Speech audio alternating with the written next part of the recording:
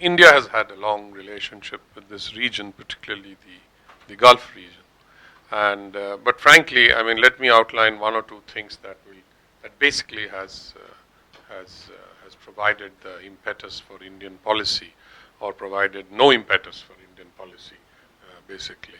Then that is that we have no dog in this fight in the Arab world between Shias and Sunnis or whatever, or between Iran and Saudi Arabia and the influence. We have also built a relationship with Israel, which we wish to protect, and you've heard that Prime Minister Modi will be visiting Israel, the first Indian Prime Minister to do so. Now, you're right that India has managed its relations very carefully without actually upsetting too many people in the Middle East, and I can confidently say that we have good relations with almost every country, and which is, I think, not too many people realize that this kind of a tightrope walking has been a part of basically the conduct of a pretty successful foreign policy, I should say, and with 7 million Indians there, with huge markets that we have, energy market, energy sources, etc. Well, India obviously doesn't want to rock the boat too much, and that is why we have rarely taken a position on the kinds of regimes that have existed in that region, and we have basically dealt with whoever is in power, and that is because of the kind of connections and kind of what shall we say, reliance on certain things that I have outlined, markets, jobs for our people, and energy, and of course. But then one thing that India has actually gone ahead and done much more than we have done before is actually the sea lanes of communication and piracy, and where we have contributed our ships and our people to keep those lanes open, and for obvious reasons, because we don't want this disrupted, because it directly affects India's energy security. Now, when it comes to, for example, investments, I mean, I think Sultan talked about the Arabs looking towards Asia and the East, really, and there again we see that FDI flows from some of these sovereign funds, and the rich Arab countries have shifted a bit towards India and the East, rather than being parked in the Western countries, which they have traditionally done, because they were westward looking and not so much eastward looking. Now, where should India go?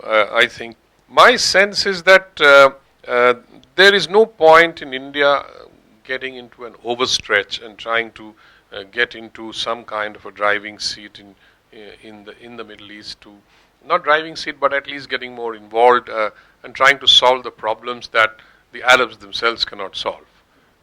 So I think it's best for us to have an hands-off policy, and but keep dealing with each country bilaterally, which is what we have been doing, despite the irritating resolutions of the OIC that constantly come, but then nobody really cares about it anymore, and I think it goes into the trash can after it's sort of been passed.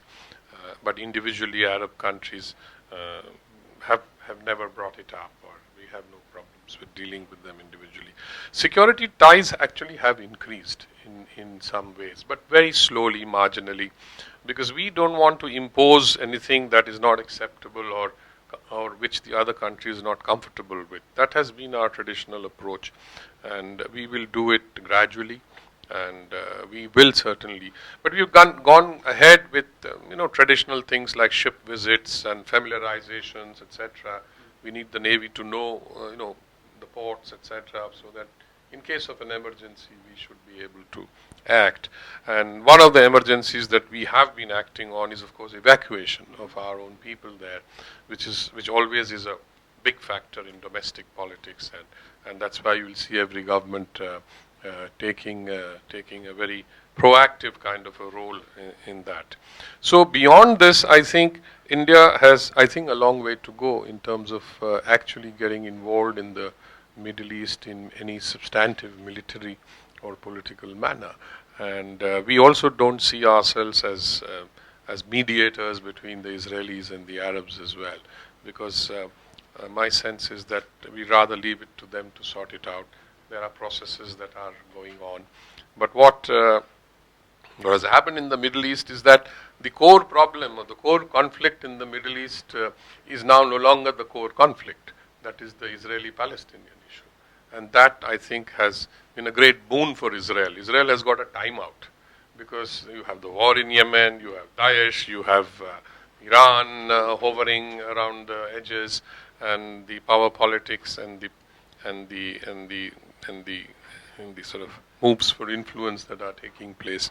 And all this is happening because, I think, obviously because of the US, which is now a little indifferent and perhaps feels that that the Middle East can actually, look inwards and keep engaged within themselves. So even Daesh is not such a bad thing for the US, I think, and for Israel, that they can, they can keep themselves busy, and we can go about doing other things that we have to do. And of course, the most important factor why the US is behaving like it is now is, of course, that it is now self-sufficient in oil. So the old compact of 1932 between Saudi Arabia and Israel is now fraying, and that's no longer going to survive. So I shall stop here.